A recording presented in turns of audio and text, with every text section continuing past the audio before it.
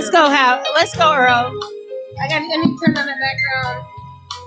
Elevator. See, that's the volume. That's what I was talking about earlier. I know. Turn your volume down. You ring her off. Good evening, everybody. Good evening. Somebody just unplug my computer. This is Dana, and you are live on Facebook. We are here on Dana, and I am so excited. My name is Dana Michelle. We are live on Facebook and Intellectual Radio, an iHeart radio station. I am very excited tonight because we are continuing our feature of the Homecoming Challenge. What's funny to me tonight is because we are talking about schools. Howard University is in the building. HU. I love it. And I had the blessing of being at Howard's Homecoming last year. My friend Josh, my friend Ashley were with me at Howard's Homecoming last year. We had a blast. It was so much fun. It was incredible. Being back in DC. It was an incredible time being back in DC. And COVID won't let me be great. So if I had life on my side and 2020 on my side, I'd have a whole room of Howard folks. But I had picked my favorite 4 people to join me here in studio to talk about Howard's Homecoming and all of that jazz. So, Ashley, I want you to start because I got to fix my computer. Thank you all so much for tuning in. Please share the show. We are celebrating Howard University. See, that's another volume. We had this conversation. This is, but we are talking about Howard University featuring the Homecoming Challenge on Danabeingdana. We are live on Facebook. We are live on Intellectual Radio. Please share the show because the Homecoming Challenge is all about giving back, going back, and giving back. So I want to first start off with you, Ashley. Please introduce yourself and talk a little bit about what the Bison fundraiser is all about. Okay, I'm just gonna make sure because I want to make sure you all see me. I'm my good judge today. But so Howard, as Howard Chicago Alumni Club, we have a campaign going on through the university called the Bison Funder. If you are on IG, you can go to HUACC. It will take you directly to our page where you have the link for the Bison Funder. It is a great campaign and an opportunity for those who are alumni of this illustrious university to give back. And we encourage you, whether you are here, near, far, across the globe, or wherever you are, to go on and campaign and make sure you're giving. She said illustrious. What's the website? Illustrious. If you actually go to huacc.org, it can actually take you directly to our link so that you can go right on and give those ducats, give those dollars. Everything counts. Nothing is too big. Nothing is too small. The purpose of this is so that we can give back to our freshman class as well as those who are trying to continue with Howard University. As an alumni who struggled to finish due to finances, I am very, very, very big on giving back to the university. I feel like it is our duty to give back and help those that come behind us. And that is why I think the Homecoming Challenge is so important. It's so important. It promotes giving back to all HBCUs. If you do not have a campaign like the illustrious Howard University, you can make sure that you give back and are participating in doing your duty to give back to those that come behind you. If anyone else learned anything else at a HBCU, we learned that it is important to share information, share love, support each other, and most importantly, give back to our community. So as the Howard University Chicago Club, that is our goal in our campaign and mission right now. We want to reach 10,000 so that we can help those that need it and make sure that this last senior class, as they're transitioning, are able to graduate. So again, I will say that is huacc.org. It can take you right to the Bison Funder link. We appreciate you in advance for your giving. She said illustrious. I love it. That's real talk. I love it. Yes. I love it. And before we introduce our other illustrious alumni from Howard University, I just want to reiterate that the Homecoming Challenge, it's not just about HBCUs. It's about students. Campus hunger, food insecurity, 1 in 2 students That means half of the people on these college campuses. And I think COVID notwithstanding, even if we had COVID and people were on campus, half of the students that are there don't know where their next meal is coming from. And when they run out of food, when that refund check ends up cashing out, it's at finals time. It's about finals time, and people are running out of money when they need nourishment the most. Absolutely. So Josh Mercer, everybody's mayor. He is the mayor of the free world. People are in Africa like Josh Mercer. He is my insurance guy. I love Josh. I have auto with Josh. So Josh, you off the chain. Not that. Introduce yourself, Josh, and tell us about your African constituents who have car insurance with you. Yo, I'm Josh Marshall, man. Happy to be here, Dana. Thanks for putting this together. I love you, Josh. It's always a pleasure when I can connect with Howard alum and other folks from other HBCUs. So, I'm Howard University School of Business, class of 2003, born and raised in Chicago. A little bit about myself. Have an insurance agency. Joshua Mercer. Insurance.com. You can check us out. But I also do a ton of stuff with Howard. Primarily running that Howard alumni Instagram account and the HU Move Maker podcast and homecoming at howard.com. You can check me out on there. But anytime I can give back to university and make some change at the same time, it's always a good thing. But yeah, just happy to be here in the presence of a bunch of former presidents and the current president. Anytime you're around royalty, it's a good thing. So thanks for having me on the show. Happy to have you, and it's all love, right? We laugh and joke. We had a good time tonight prepping for the show. HBCU love. I love the fact that I can call on my people when it comes to the homecoming challenge and bringing people together. So Josh and Ashley have been incredible when it comes to moving the homecoming challenge to a future place. As the homecoming challenge grows, Ashley and Josh are critical for the Spelman and Morehouse coalition to come together with Howard, and that's what I love. So I'm thrilled to have Ashley and Josh together here tonight in studio. Oh, yeah. Danielle. Oh, hello. Hi, everyone. My name is Danielle James. I am Howard University proud Howard alumni. I'm the class of 2010. I served as the past president of the Chicago HBCU alumni. I am now the current president of the HBCU Alumni Association. Basically, what it is, alliance, where we have an umbrella of all the historically Black colleges under one umbrella that work together to create events for homecoming, for events for during the year, to raise money for our schools, for our current students that are in Chicago, and as well as the students that are at the universities that they are currently at. We host a lot of events during the year. We have hosted events with Howard, Josh as well, for the Chicago Football Classic. It's always a good time to not just work for Howard University, but to work for every HBCU. So it's a great honor to be that president of this organization for the past 4 years. And I am also a pharmacist with Walgreens. I also have my own production company, Hugs Made Production, as well, which we founded during COVID, which is great. We have hosted 4 virtual HBCU college tours where we've had over 50,000 students, as well as over 200 students get on-site admission as of our last college tour. So I'm just here to just definitely be a proud alumni of the HBCU and to be around my brothers and sisters. It's just nothing but amazing. Thank you, Reggie. Last but not least, thank you, Dana. Say the best for last. You too. Good evening, Dana. Thank you for having me here once again. My name is Reginald Guy. I'm a 2008 graduate of Howard University School of Business.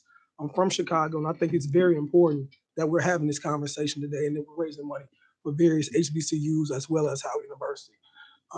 I've been impacted by Howard, just having, older brothers like Josh, who I saw attend Howard before me, Raven Johnson, Aaron White, people so old that I went to high school with, that I was able to look up to. But when I got to Howard my first semester, 10 of my good friends had to go home for various reasons. Some reasons were financial, some reasons because they had mental health issues where we weren't focusing on at the time.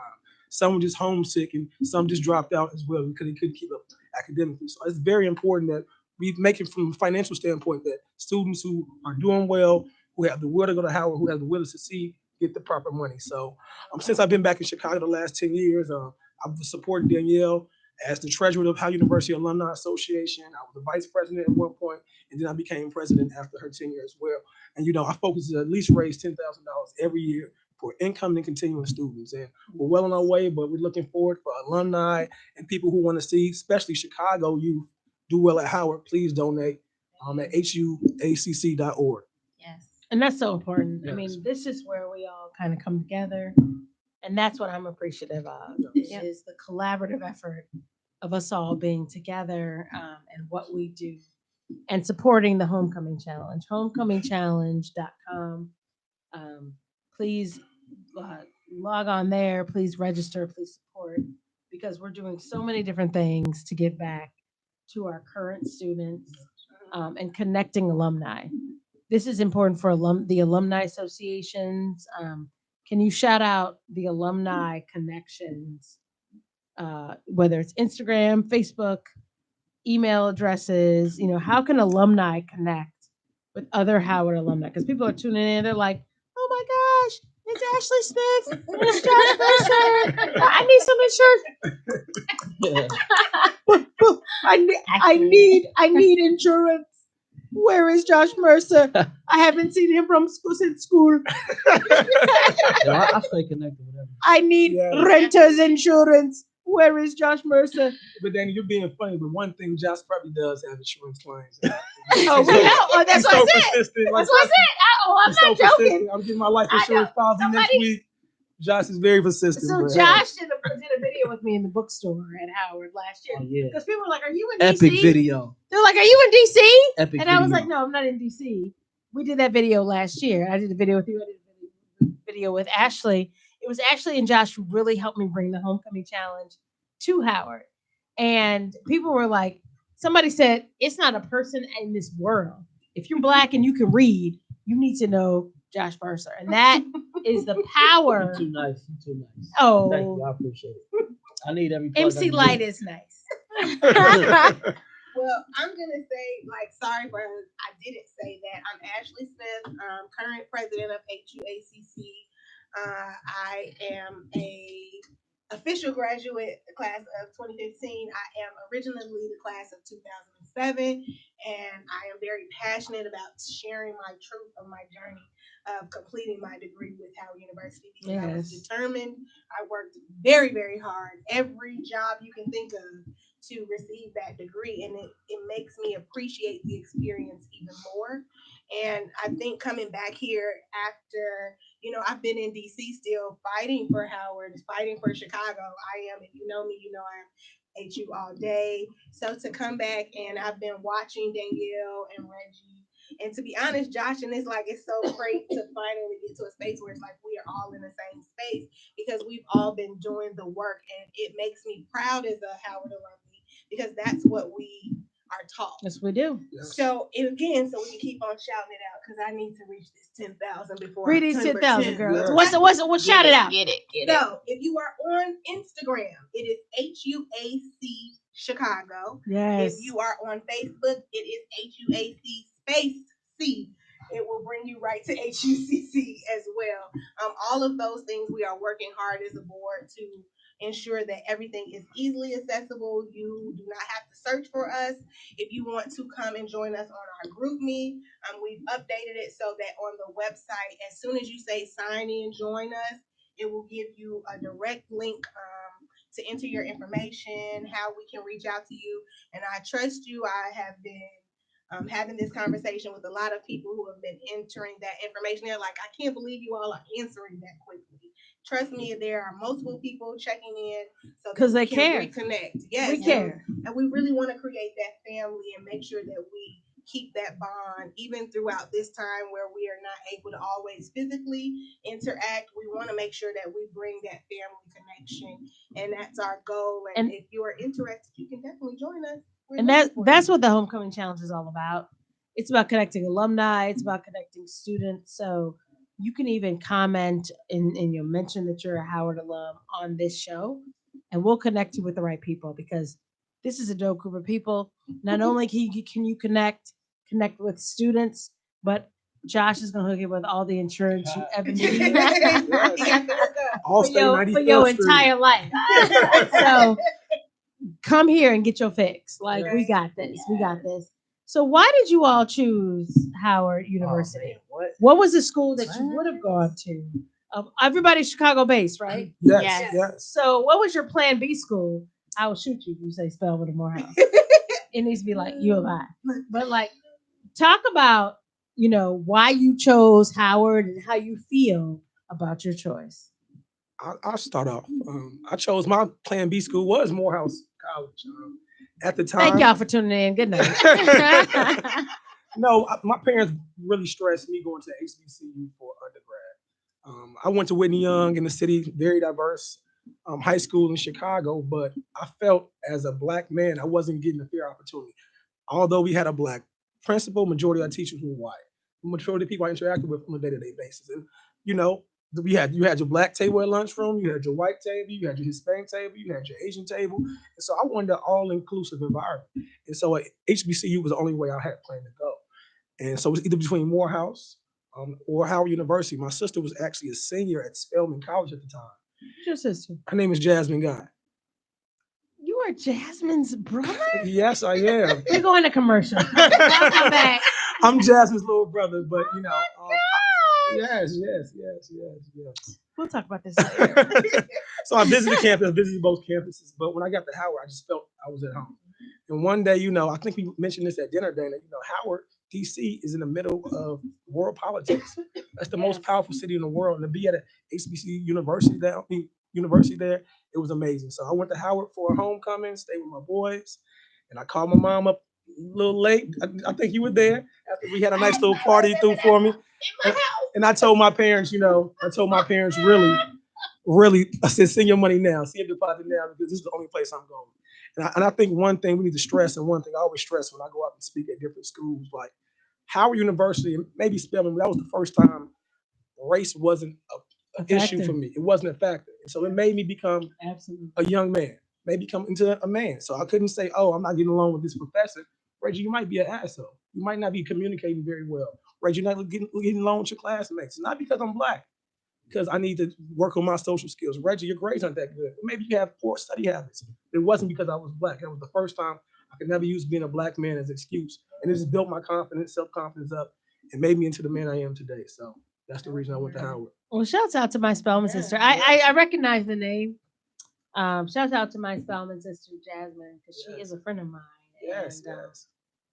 I was waiting for you to realize. She's a boss. She She's a is. boss. Yes, yes. She's out here doing her thing. So I love the connections, and that is incredibly dope. My dad went to Morehouse, and my mom went to Fisk. Word. And so the and I mean, I have family. My uncle went to Norfolk State. I have another uncle went to North Carolina A&T. Dope. Morgan State, a cousin. Savannah State, another cousin. Norfolk State, a cousin. So like the HBCU love runs rampant with me. Your slave passes all down south. I mean, I could do a whole show with my own family, but I'm not doing that. I mean, that's what's dope about what we have done. But what I love about y'all is that y'all have been in DC. The hottest topic right now, and this is time stamping our show, which in podcasting you never really should do, but last night was a presidential debate. And what I think is dope about Howard is that you all, whether you want to be in poli-sci or English or writing or anything else, you are in DC, regardless of what is happening in politics. So can you either talk about one, what it was like being in DC amidst all the politics of your time, or two, the last night's presidential debate, which was a whole hot mess. But you have had the experience of being in DC when things were happening at a very relevant pace for our country. So let's talk about that. I'll start this. I wasn't in college during the Obama years, unfortunately, but I was in college during 9/11. So I distinctly remember being in the towers. It was 2011. What towers? For the folks who went No, to 2001. to My Dillard. bad. I mean, it's just an upperclassman dorm on Howard's campus. I remember, my girlfriend at the time, her mom calling me. She couldn't How's she find doing? Is your her girlfriend? daughter. Is your girlfriend your wife? No, she's Oh, See, Dana trying to She was start like, stuff. Dana trying to start stuff. hey, she called me like, yo, Shouts out to the folks at Prairie View Yes. like, what's such and such? and I'm like, yo, Hampton. I'm like, what? I'm like, it must be an emergency, but I'm like, I ain't supposed to tell your mom you like right next to me. So she like, what? She like, it's a bomb, and I'm like, I'm turning on TV. Then you could like smell smoke in the dorms. You look out the window.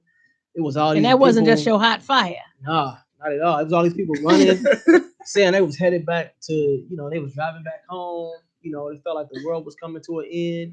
I saw like these planes like flying over campus. Then, I remember walking down the street, like people would ask you for your ID and make sure that you wasn't like a terrorist and all of that. So that for me, that was like the height of the political situation that I was involved in. Everything else was pretty smooth from my standpoint. I have to say, I thought it was like super epic.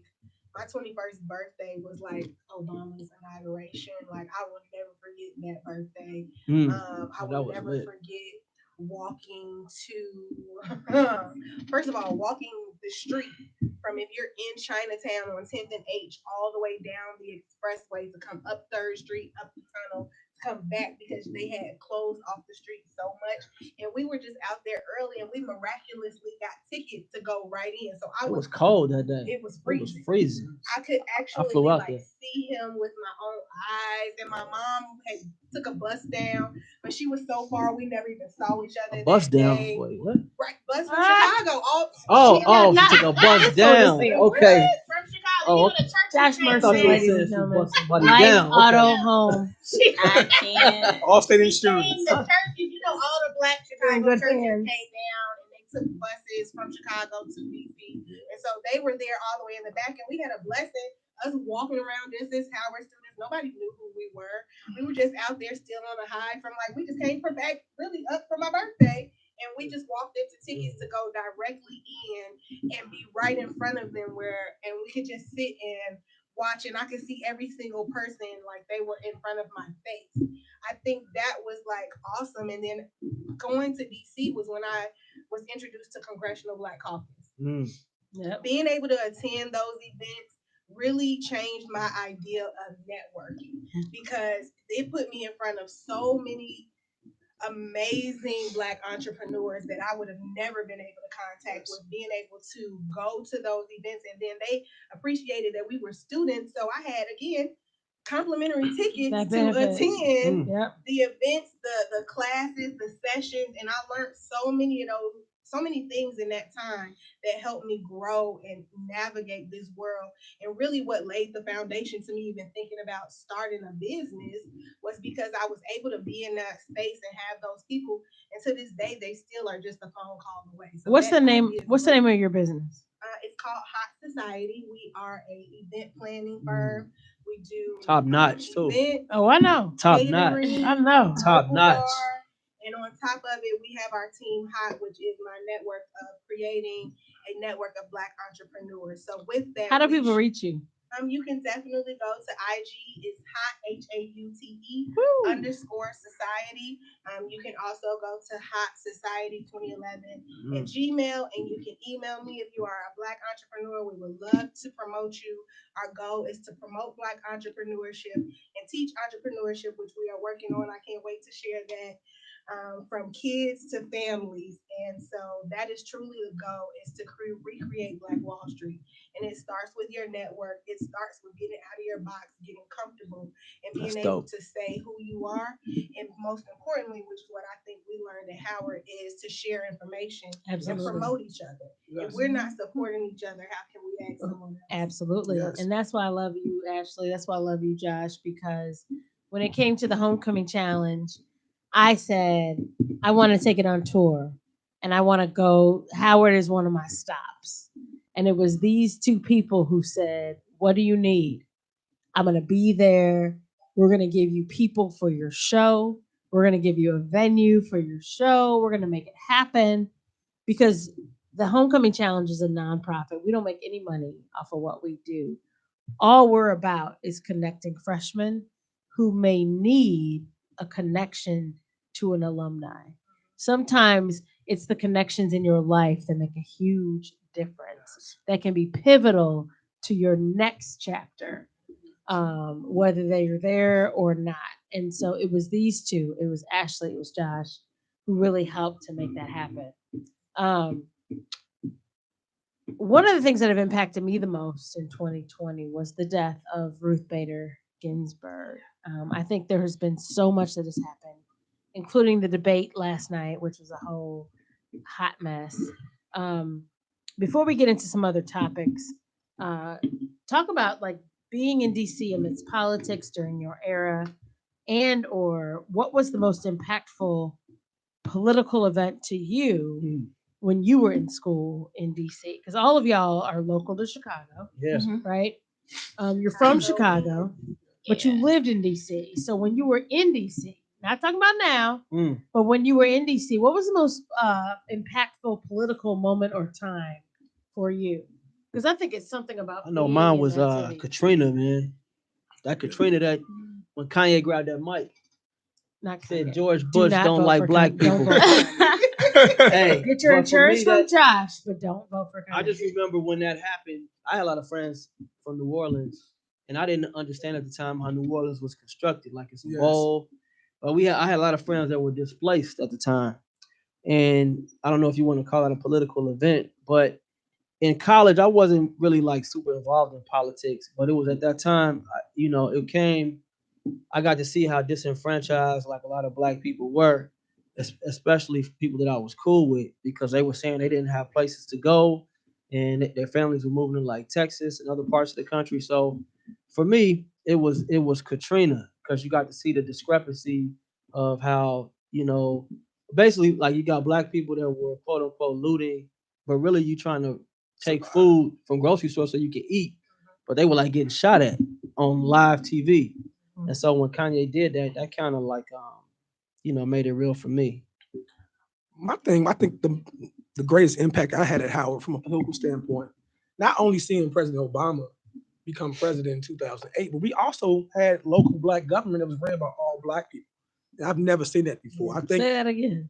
local government ran by all black people. Yes. So I'm from the mayor to the councilmen to their directors that ran all the different departments. To the crossing guard. Majority of black people. So at the time, school. Adrian Fenty was the mayor, and he was one of my fraternity brothers. It goes back to networking. What so I fraternity was able to is network, Kappa Alpha Psi Fraternity Incorporated, Z chapter, Howard University. Was up, noobs?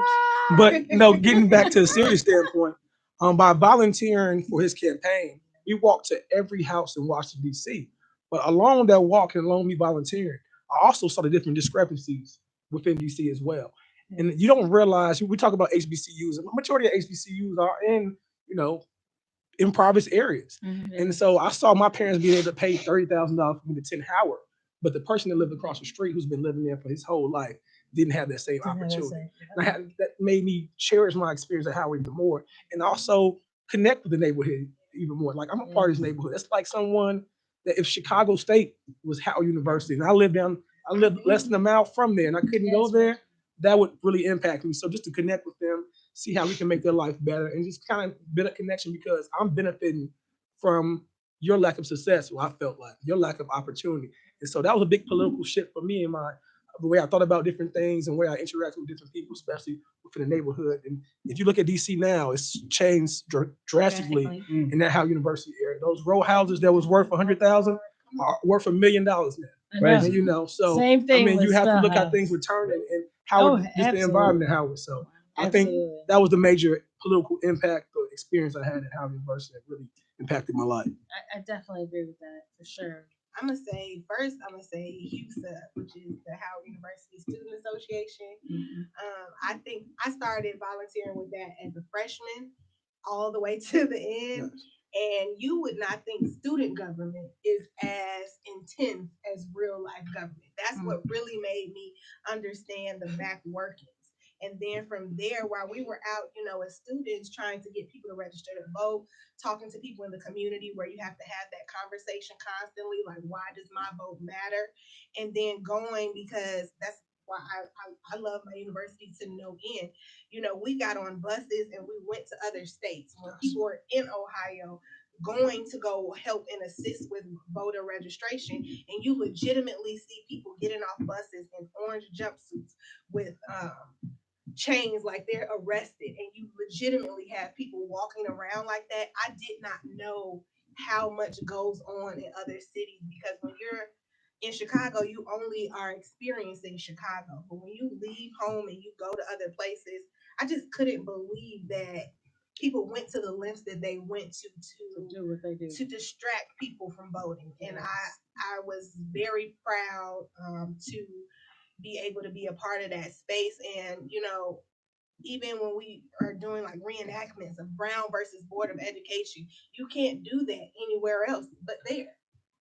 So I took those things and they really spoke to me, and it kind of just goes back to that history of Howard. Like when I walk through those steps and I think about the people that came before me, I just feel like it forced me to be like, this is your duty. You have to do it. And I really appreciate those experiences. And now that's why we're all, no matter where you are, what you're doing, we're like, vote, vote, vote, vote, vote. Make your voice heard. It's so important. Vote.org. And if people who want to connect with Howard alumni, where can they go? What website? They can go to huacc.org. Yes, indeed. So let's talk a little bit about the current episode of Danabeingdana is COVID for better, for worse, or divorce. That is my television episode. That's intense. What? That's intense. But listen, relationships have been hit hard in 2020, right? Your boo thing, who was hot and fiery in 2019, may not be hitting it in 2020. You know why? Because it's a whole pandemic. Job status may have changed. A whole lot has been going on. And the show that I have currently airing on NCTV, Naperville Community Television, NCTV 17, it's largely about relationships and how they have been impacted in 2020. The episode that is airing right now is about taking control of your love life, because there's a lot of people who are surfing these single streets. Oh, absolutely, surfing these single streets, right? The queen of Tinder was tuning in, right? And I think with COVID and how life has changed, those dynamics are different. This is your question, Danielle. Yes. I'm gonna let you start off with this. We haven't heard from you in a little while. Dana, what's the question, Dana? What's the question? Look, I got a co-moderator. Wait, he's been paid. My question to all of you, Thank you. not just at Carol. Thank you. You don't pay rent around here. The question is, how is dating different? How are relationships and dating different in college than in real life? Because I do think this pandemic, I do think 2020 has been different for everybody in relationships. So if you are just tuning in to Josh's own show that he is over here coaching, Danabeingdana, nctv17.com. Go to Danabeingdana and please check out the show, because I do have experts and people on here talking about relationships, COVID-19, for better, worse, or divorce. Because it's about being intentional. I think many people know somebody who has lost their life in 2020. And everybody knows somebody who's like, in 2020, they're like, the relationship I thought I had in parallel, once I'm sheltering in place, look, it's a whole, like, Josh has gone off camera now. Right? The whole thing, like, it's very different, because it's one thing to be in parallel in a relationship. We can coexist. You got Mondays, I got Tuesdays, blah, blah, blah. But when it's like, we are here together, day in, day out, I'm reevaluating how I feel about you, as I'm sure you are evaluating how you feel about me. Wow. Hello. Shit. Hello. Danielle, we'd like to hear. So my co-host and I want to know, like, what do y'all think about that? Because I think when you were in college, listen to me, college folks. I think you take for granted, just like you take it for granted your health. You take for granted how easy it is to meet somebody, to date somebody, especially the women. Especially Especially the brothers. Especially women. Especially the brothers. Women. No, because I say this because. Go ahead with your auto. Hey, I say this. I think that dating pool gets tough for Black women after college. A lot tougher. Even though, it's 6-1 at Howard. I think that dating pool gets a lot tougher. So I think women should be more intentional about building relationships in college. I'm not saying building relationships, but just having great friendships with guys. Yeah. Because once we leave Howard, most people that go to Howard are going to go to grad school in some capacity. So that's going to be 2 or 3 years. But making sure that you're staying in contact. And I think with social media, we were just so lucky. We didn't have that. Facebook. We didn't have all that. Yeah, I didn't have Facebook. Social media. So Facebook was my first We year, didn't have text. 2004 when I got there. IG. So I think it's very intentional for us to be okay. Maybe I'm not ready for that person. I don't think most people shouldn't get into a serious relationship till they're 26, 27. Well, I would just say, I would say definitely. I didn't date too much at Howard. I'm gonna say that. Let me just clarify this. I had a relationship at that time, so I didn't really do that. But I would say definitely I'm with Reggie on knowing who you are. And then as you get older, like right now I'm a pharmacist, so like the dating pool is slim. So, it's very slim. And then the thing is too is that you want to make sure. And no, I'm no seriously. Like even in Chicago, it's so many women out there. Like women are like you gonna deal with the easy women or you're gonna deal with something that's worth it. And I think in the mix of everything is just really being intentional, really knowing who you are, regardless if you're single or not. You need to make sure you know who you are because men are going to either they're gonna be attracted to that or not. Because if you know who you are, then you're not gonna settle. I would say that some women settle and that's totally fine, but for an educated person, sometimes I'm not settling. So I'm gonna tell you now, I'm gonna be intentional. So what's settling, Danielle? Okay, wait. I'm not gonna say settle. No. When I say no, wait. Let me tell you this. No, when I say settle, let me tell you this. When it comes to dating, yes, indeed. When it comes to dating, I do think there are a lot of people who think that there are not a lot of men out here. I think there's not a lot of good people. And so there's a lot of people sitting at home like, oh my God, like I don't really get fighting. I think everybody needs to work on a little bit of self. Yes. Because people sit at home like, it's not nobody good, blah, blah, blah. Sometimes, boo-boo kitty, it's you. Yeah. It is you. And I would say this. I wouldn't say that there are not good people that out is there. I wouldn't say so that. important when it comes to... You have to do the work. You have to do the work. If you haven't done the work on yourself, you can't be anything for anybody else. Exactly. But I also think that I went to college. I was very sheltered in my life, so I was not allowed to date. So I went on my first date at 19, going into my sophomore year of college, and I can count on one hand how many I've been on since. That's then. you're amazing. You said your hand? You can count on one your hand. Nah, sis. Has anybody been dating during the pandemic?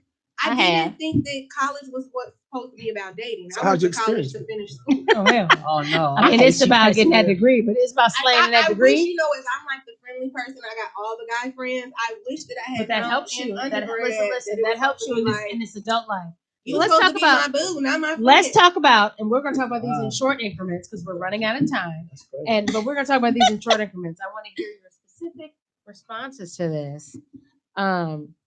Have you been dating during the? Josh is married. I'm married. I'm sorry, y'all. So yes, all y'all can get is auto and umbrella. Say happy. And life insurance. And life insurance. And life insurance. You get your full package now. I love to get my life insurance from Josh. I wrong. remember him from school. I'm definitely getting my life insurance. I love Josh for my auto. No, Danielle, so I think you were asking the question. So the question is, have you been dating during the pandemic?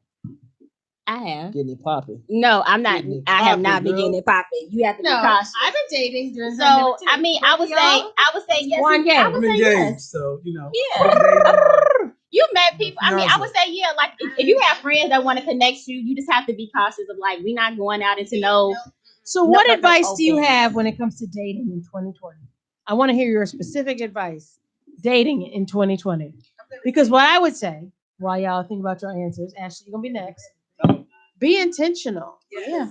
And it doesn't mean putting all your cards out there. I do believe in the mystery and the mystique of getting to know somebody via dating. So if you're on these apps, don't put all your business out there in front.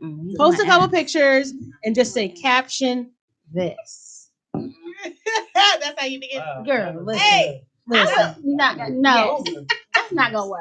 I would say Josh said a cougar. I would But say I bet you I'm gonna get Cougars, but I bet you I'm gonna get a good rate on that life. Listen to me. Live.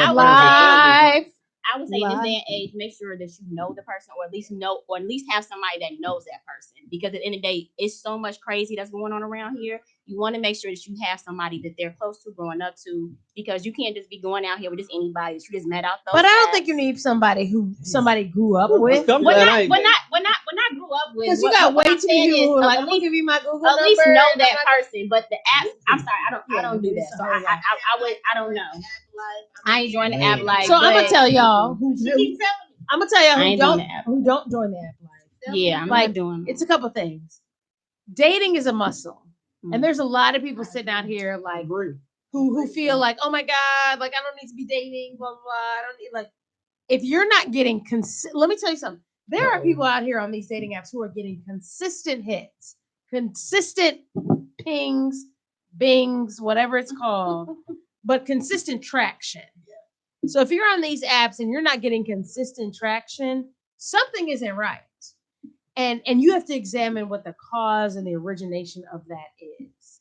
If you are not happy with your dating life, my point to you for any relationship episode of Danabeingdana, and we're on radio right now, but we're also on TV on nctv17.com. Examine where that comes from. Take a hard look at that. Life is short. If nothing 2020 has taught you, it is about mortality. So if you want to die single and by yourself, like that's cool. Life. Whoa. But if you want more than that for your life, examine what you contribute to your relationship, whether it's your divorce, your breakup, your demise, whatever that is, and examine and reevaluate what you contribute to that. Because I think when it comes to relationships and dating, part of it is the accountability. Yes. And there's a lot of people who make excuses like, there's just not a good enough men out there. I do think there's a shortage of good people, but you contribute to that factor and that equation by not being your best you. I definitely think 2020 taught me that. I mean, honestly, being back in Chicago, this whole experience has reminded me that we only have one life. You only get one chance at this.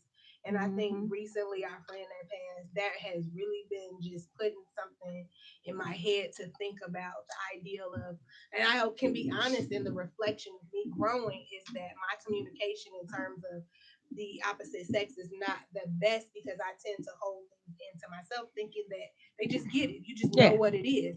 But I'm really learning to like be okay and being open with just putting it all out there on the table. Let it out. And so I want to ask my married and I want to ask my brothers. No. I want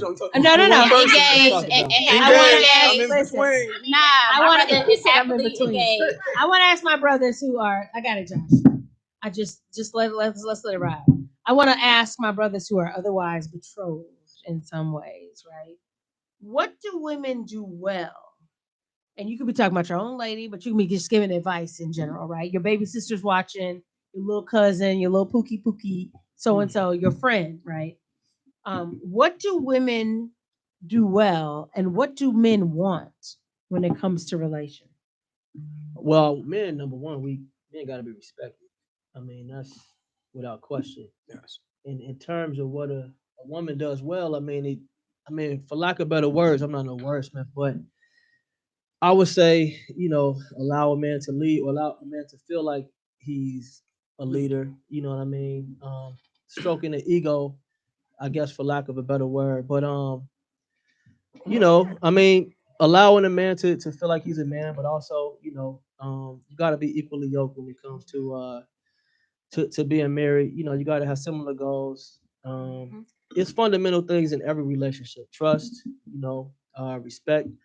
I know in my relationship, I think my wife loves me. One of the reasons she loves me is because she knows that I'm gonna take care of the household. You know what I'm saying? If you die, she gets $5 million. Right. She likes that security. Life insurance by Allstate. She's in good hands. I think respect No, for me goes a long way, but it's a bunch of intangible things. I mean, for me, I can't get X-rated on here, but I'm not gonna go there. But talk about it. I mean, I just think piggybacking on Josh as well. Respect is very important, especially for Black men and Black women. I was having a conversation with a friend yesterday, and I was like, "Why do you think you're single?" And she said, "Because I think men are scared because I'm an independent Black woman." I said, "Why?" I said, let's stop right there. That word, that's not true. That word independent, not true at all. Not at all. It's not something you should be using. I said, no. But I said, I think that word independent means I want to be by myself. Yeah, no. So I said, you should start coming off and thinking you're ambitious, you're successful, right. You're goal driven. Men love that. But once you start that independent stuff, it kind of jumps off. So be very clear. And I want your friend. I hope she's listening. Yes. Because that alone doesn't keep the gravy train running. There's a ton of women who are independent who get approached often. Yes. So if she's sitting there and you didn't answer the question of whether or you didn't not let me finish approached though. because this is my show. I got you. My point. That respect, Yeah, that's that respect. But my point, because we're running out of time, and I'm just moving things along. I got mad love for you because I know who your sister is. But my point is that there's a lot of people out here who are like, who have that mentality of like, I don't get approached because I'm so independent, blah, blah, blah. To me, that's a mind game that people play. With their own self. Yeah, with their own self, which is, and so it's not a focus on like, be very clear, there are independent men and women who are very successful in what they're doing, who get approached all the time. Can I just jump in actually? Absolutely, come on. You've never heard a man say, I'm independent. Well, because You've never heard a man say, I'm independent. You've never. So men, because we use, he's a successful Black man, or he's a strong Black man, or hard worker. But it's just about women. You would never. So I think it's just about what, because I think what happens is supportive. We need supportive Black women out here. Yes, they do. Yeah, but also women need that too. Absolutely. No question. So I just think there's a shortage. Like, a lot of people get hung up on when they have reached any minimal level of success, but they are unsuccessful romantically. People get on that high horse of like, well, they just don't understand me. No, boo boo. We understand you. Yo, sometimes you gotta know. It's some of those toxic behaviors. You gotta know when you hot. And sometimes I think people focus on different things at different times. I think it's timing is as a female I can only say from my experience, I think it's sometimes difficult when you're so driven on your goals and your vision. I have had men tell me like, you're gonna make more money than me one day, so and that's okay. But you have to be able to support, and that's okay. There's nothing wrong with that. Not at all. And it's just waiting for that person that's gonna match. But at the end of the day, you can be, as a female, you could be making the money, and then he might not be making the money, but that's okay because the roles can be changed. Like, you just have to be able roles to. Can be interchangeable, right? You know, but that's what I'm saying. Like, a lot of women are like, no, he's making all this money. It doesn't matter. That is very true. But it doesn't matter. You should be able to at least treat him the same way, whether he has it or Black doesn't. Why is money like a thing? But that's what people look at. Like, check this out. Let me read y'all this quote from last week's show, which I think is, and you all can respond to this. What we talked about when we produced last week's show, and this was Morehouse and Spelman alums, also promoting the Homecoming Challenge. We talked about wanting something is easy, whether it's relation, compatibility, communication, being ready for it, or having capacity to receive it is another thing. So what types of issues hold people back from what they want to receive, from having the capacity to receive it? And how do we nurture that capacity or ability? I'm like, I have so many thoughts on this. I think we ain't got that much time. No. I mean, Reverend Ashley. My parents get divorced kind of changed my ideal of marriage. I still believe in it. I still want it, but I think I lost a lack of faith in it. So I think having that ability of having that visual image in front of you, I think it encourages you. And if you don't, I think it can deter you because you don't have thing to, I hate saying it, but idealize, even if it's imperfect or perfect. I think people set goals and don't want to put in the work. I think we all want the fairy tale. Don't realize you have to have certain objectives along the way to accomplish that goal. I agree with that, So Reggie. Because I think people want to jump in and find somebody real quick when it comes to relationships, get married, but they ain't putting that work yet. if So anybody, don't get to Disney World, then try to figure out how you gonna pay for it. No. If anybody has Save and get there mentored first. any of these millennials, you see how much they want all these things. Yeah. But they And want it don't quickly. wanna They put want in it the work. quickly and not put in I the have work. an 11-year-old son who wants to be Miles Davis, but doesn't want to spend any time practicing his instrument and his craft. So I hope you're listening, son. I love you tenderly, but you gotta put in the work. Yeah. Like if you want to be, if you want to be Lady Sings the Blues and all these other things, you have to put in the work. And a lot of times there is such an entitlement with the generations that have come behind us. Yes. They want this instant microwave, blah, blah, blah. When we came from an era, and it's so funny because my parents laugh at me. My dad has passed, but my mother is like, she's like, you have this whole era of like putting in the work and entitlement. Like you didn't have that as much as we did. So I think it has diminished over time. In other words, my mother grew up in an era. She went to Fisk. She's an AKA from Pi Chapter. And she talks about like really she was the first Black homecoming queen of her high school in Norfolk, Virginia. So she's known in like the Hampton circuit and the Norfolk circuit for that title and that role. So she always clowns me because I'm like, life is so hard. She's like, you don't even understand what hard means. And We only have a few minutes. Huh? I said we only have a few minutes. Jasmine, come get your brother. He is in Westchester and he is stranded. In about 10 minutes, he needs your help. Why didn't he go to Morehouse? Oh, shout out to mom. I love it. The first Black homecoming. I mean, and it's something that I've appreciated like later on in life because she went on to be in the Navy as a dentist and just some of the disrespect that she received being an officer, right? Those of you who know the military life understand what that's like because there's so many people who come into your world who are not officers. But I want to talk a little bit about before we close. Let's just jump right in with the homecoming situation and the homecoming challenge. Who has the best homecoming of all HBCUs? Howard, come Howard. on. There's no question. Howard has the best. I've never heard a rapper or entertainer ever. Talk about another homecoming. Talk about anybody's And homecoming. I just want people to realize, like, Howard, we talked about, from a political standpoint, but just from a social entertainment standpoint. Howard, we don't pay our entertainers to come. Our yard fest. This is a privilege for you to come. Drake. They Kanye. love Howard. They put it in their Biggie. song. DMX. It's LL amazing. Cool J. It is amazing. Wu-Tang. I'm thinking about all the people I saw when I was from homecoming. Jodeci. Yeah. I'm like, Ludacris. I remember, Jodeci. what's his name? NERD. What's his name? For real. For real. I mean, he was walking on campus. We were walking to the same subway but the together. thing is like that's just for the students. Like as an alum, I don't even care about that when I go back. So for the folks You who know are what I'm saying? listening, who is the real HU? Howard University. First of all, Okay, founded. Look at when we were founded. Who was But founded?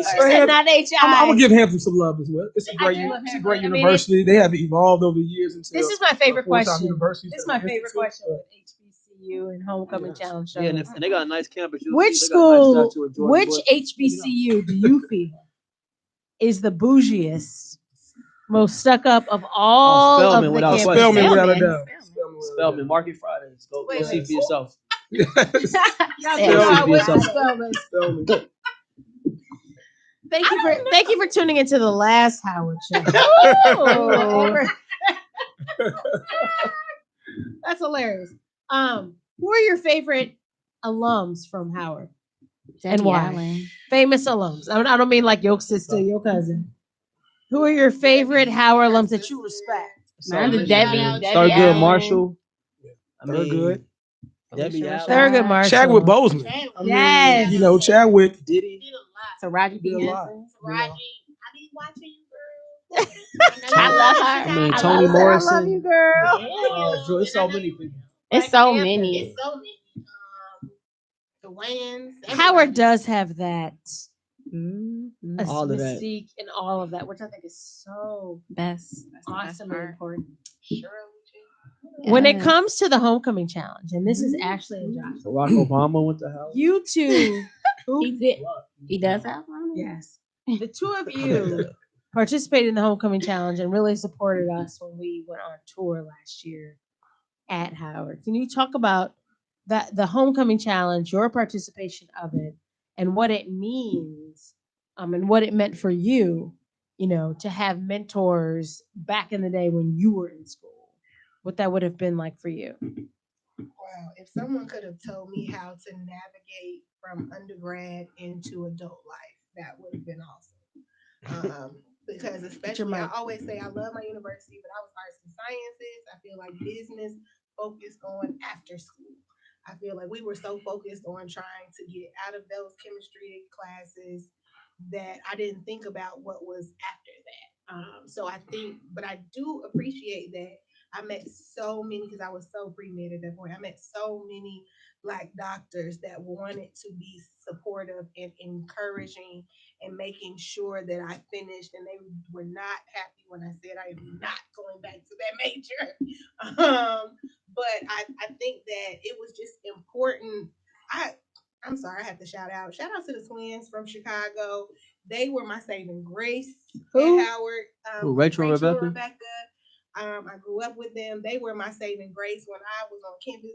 I had a house that I could go to and leave and go get a peace of mind and a full dinner before I moved in to my house. And I really appreciated that I had people, to be honest, from Chicago, and having Chicago People's Union, that we had that family base that we made sure we checked in on each other.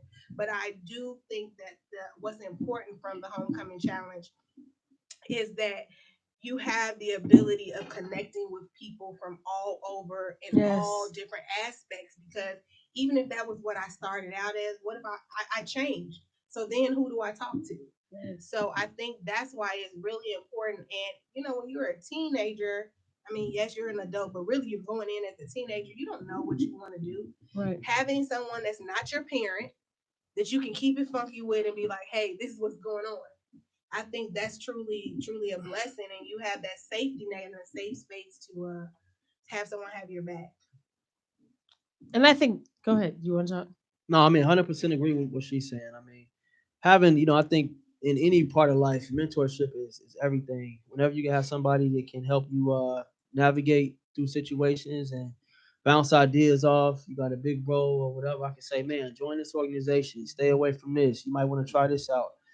That's key. I came into Howard. I was a biology major. Thought I wanted to be a dentist, but then I saw the School of Business. So I was like, let me just, go over here. But I mean, for me, but I had so much support from friends, from teachers at Howard, from everybody at Howard. I just got nothing but love. So for me, Howard was just a moment for me where I could just really find myself and, get a strong appreciation for being Black. I didn't really have too many concerns about what I was gonna do after college. I was just happy to just be in that little bubble that was Howard University.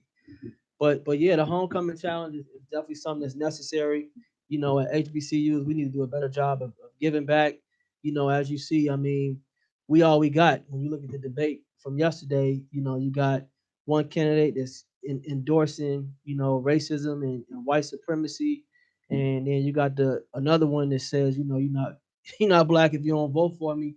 So when we're learning these things as adults and as successful adults who've been able to be successful in America, we got an obligation to go back into our respective institutions and give back so that people don't make the same mistakes. Because otherwise, history will repeat itself. That's very true. Well said. That's very true. What advice do you all have for freshmen who are starting out. And is Howard's campus open or closed? It's closed closed right right now. now. Very much like Yeah. Spelman and Morehouse and the AUC down in Keep it Atlanta. safe. And many schools across the country, the homecoming challenge has had to pivot because we can't visit freshman dorms. There is no football team that is playing for homecoming. Homecoming has been canceled across the country. So, in many ways, we're pivoting. But even though that happens, that does not stop us from our initiative of trying to connect alumni. So, we encourage alumni associations, local chapters, national chapters, connect with us, the Homecoming Challenge or Danabeingdana at gmail.com. Because what we want to do is connect engaged alumni with students. There is a need right there, there is a disconnect, and this is a great opportunity for us to connect. Because let me tell you, it was a reunion year for me, so I got a whole budget for my outfit, for my plane ticket. You want to see the outfit, you sure do. And all your African friends want to 100%, yo. just say. Yo, shout out to the African Association of Howard. We got Yeah. a strong career. But it's true. I'm sure you do. And we have African- alumni I'm association sure you in do. Nigeria. Everybody. I was great. Everybody Yes, across the yes. world. And that's just the point is that like wherever you went to school, particularly if it's your reunion year, shouts out to all the reunion years. But it's about, and be real. This is what the homecoming challenge came out of. A friend of ours died tragically in a car accident who was very big about giving back to Morehouse. And so we took that to make and birth the homecoming challenge. And so it's really about just giving back to your school. So what our appeal to and this is the reason why I'm doing these radio shows with alumni, these beautiful, incredible, they're so beautiful, don't you agree? Give it up, y'all. But the reason why we're doing these shows is to promote the awareness because connecting with your alumni association and getting as many alumni involved. Like I want the alumni association in Kansas, in Maine, in Texas, in Arizona to be like, yeah, we should do something because you're sitting at home like, I can't kick it with. I have this whole homecoming outfit that I can't wear, right? Channel all those expenses and that money into not only your alumni association chapter, and how can people reach you? HUACC.org. If you are on IG, it is HUAC Chicago. There is a lovely link right there for the Bison Funder. All you have to do is click it. And there are so many. So we're going to be promoting Howard, but last week we promoted Morehouse and Spelman. Before that, it's the Homecoming Challenge. But if you want to connect with your alumni association and you want your alumni association to be here tonight with Earl and in the studio with us, that's what we can do to promote alumni chapters and what all the stuff that you're doing, your initiatives and all of that. That's what the Homecoming Challenge is all about. Not only is about connecting these alums, because we may not have gotten together but for this show amidst a pandemic. And we're here in our little social distance space. But it's not just about us connecting, it's about connecting with students. It is about connecting with each other, but it's about giving back in a major, major way. So Homecoming Challenge, we're on Facebook, we're on Instagram. Danabeingdana at gmail.com is my email if you want to connect directly and do something for your school. We got a couple of more shows coming up. And that's what that is really, really all about. As we close, what advice do you have for any freshmen who are tuning in, who are starting that collegiate experience away from home at Howard University? I would say take every experience that you can, every organization that you're interested in, take a part of, volunteer, experience everything that's in front of you, study abroad, be active in the community that you are now living in and a part of, and be present. Enjoy every experience like it's your last day. I would just say hit the floor running. If you know what you want to do, even if you're still trying to find yourself, network. If there's somebody that you look up to, network. It never hurts to It ask. never hurts to just ask. Like I would not be where I'm at if I didn't talk to other alumni like Reggie or talk to Ashley or Josh. Like even after, like if I met them, it's like, okay, this is what I want to do. So if you see something that you want to do or become, you need to network to meet those people. Now is the time to just hit the floor running. And we're talking about pharmacists, insurance agents, Ballers. chefs. we're all different ballers, majors, but we all lawyers. connect. But if But- somebody we hits all you up, connect. listen, Yeah. because I want the young people to hear this. You If gotta somebody hit you connect. up and they were like, "Hey, I love what you're doing," blah blah blah blah, would you say no? No. And that's the point. That's what I want Not the at young all. people Not to at all. understand. These alums are waiting to hear from you. Very rarely do we say no. Yes. We're so shocked, and this is the whole point of the homecoming challenge. We're so shocked that people even have an interest because you know why? We're so busy in our own grinds. We're looking for love. We are raising children. We are battling spouses. We are taking care of parents. We are in the grind for ourselves that we don't see our own dopeness. And Dana is a radio show and a television show all about helping my own people realize and recognize and see their own dopeness. The homecoming challenge has been birthed out of that because it's not only a way for my people to see themselves, but it's a way for them to see themselves through younger generations and students. So please check us out. Please join the homecoming challenge, join our movement. It doesn't have to even be your school. People have connected me with other schools that they're a part of. I know so and so from the alumni chapter. I think that is so important. I want to thank my guests who are here tonight. Thank you all for being here. You guys are Thanks for having me. you all are so lovely. Don't you agree? Thank you. Thank you. Please share the show. Let's Please. co-host next time. So me, you can co-host Dana and Reggie. That would be a show, honey. What? Hey, That would be a show, honey. What? hey. Look, I ain't Arrow's never like, Putting some wrap it ideas up. out there. Look, Arrow's like, wrap it up. We ain't got time for all that. Girl shower. Sure, Reggie. We can definitely do a co-hosted. After dark. Oh Lord. Y'all want to do an after dark show? No. We are coming back with HU after dark, and Josh is going to be selling all kinds of liability insurance. Join us for Josh's life insurance sponsored after dark show. But homecoming challenge, seriously, homecomingchallenge.com. Thank you all so much for being here. NCTV 17, Dana. The current episode of Dana right now is COVID, for better, worse, or divorce. There are a ton of people out here who are struggling in relationships that used to exist in parallel are now meeting the rubber and the road because it's difficult to do that when you don't have the benefit of being able to be in parallel lives. People are sheltering in place, they're at home, and things have been difficult. Things have been tough. We are sponsored by Mirabella, Kincaid, Frederick, and Mirabella, a family law firm in Illinois. If you are in Illinois, call Mirabella. Let me tell you something. They have helped me get my entire life right. I highly recommend them. Call them, call me. I'll let you know who to talk to. But you do not have to suffer in silence, and you can navigate this life. Life is just too short. If anything else, 2020 has taught you of your mortality. Your mortality, the mortality of others. Don't wait. Help is out there. I'm a lawyer by trade. I can give you some advice on my own. I think that is so important. So thank you all so much for joining me. Thank you all so much for tuning in. Thank you all so much for sharing the episode. Once again, this is the 125th episode of Dana. We will not be on the radio next week, but we will be back in 2 weeks. Clark Atlanta University, y'all. They are coming. They have a thing for Howard. They have a thing for Morehouse and Everybody has a Spelman. thing. No, they run the Howard. CAU. That's okay. They Clark Atlanta University is coming with a vengeance, and they will be here in 2 weeks. So don't wait. Please tune in. Please check us out. We are very excited about that. Thank you all so much. But in the meantime, if you want to join the movement, that is the Homecoming Challenge. Homecomingchallenge.com. We will connect you with all these beautiful people. We will help get things going at your school. Most importantly, we will reach students and make a difference. So thank you all so much.